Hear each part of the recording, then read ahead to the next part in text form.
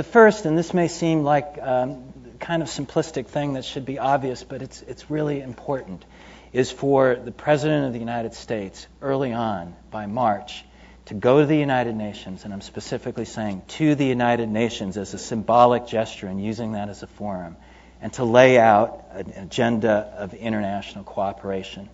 to reinforce that the United States is committed to the rule of law, that we will not flirt with the concept of torture nor commit torture, that we will invest in international institutions and expand representation in those institutions, that in the midst of this international economic crisis, we will retain a focus on the poor, which constitute the majority throughout the world, that we are committed to move toward legally binding solutions on climate change, even if it takes us time to get there, that on the nuclear issues, we understand that there's a relationship between disarmament, civilian nuclear power, and non-proliferation,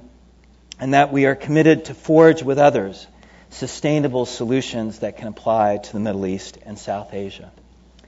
In that speech, the President of the United States cannot give all of the answers, but he will send a signal to the international community that, first of all, the campaign promises are remembered,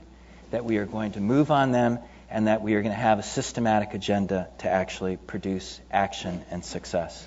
Imagine if you were over on Pennsylvania Avenue and having to deal with this as a national security advisor, or you're on the 7th floor of the State Department as the Secretary of State, because this is your world, this is your reality. And we often talk about the way issues are interconnected and interrelated and interdependent, and, here they are. What happens on the economic agenda, and if that crisis intensifies, is going to affect the ability to deal with the international climate change agenda, because those issues will have an impact on economic progress and viability and economic growth. What happens on the economic side and the climate side together will influence the environment for conflict and whether there's greater competition for scarce land and water. What happens on the conflict side is going to have an impact on the terrorism agenda in places like South Asia. What happens in terrorism is going to, on the terrorism front, is going to be related to the ability to get hands on destructive weapons of mass destruction, such as biological and chemical weapons, or worse yet, nuclear materials. And so we do need to think of these as a package.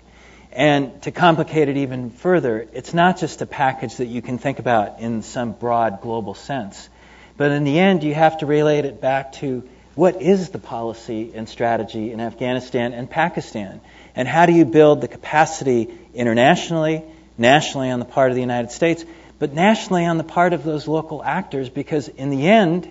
if the Afghans and the Pakistanis can't actually control and govern their own state, it doesn't matter what we do from the outside, because we can't fix it and control it forever.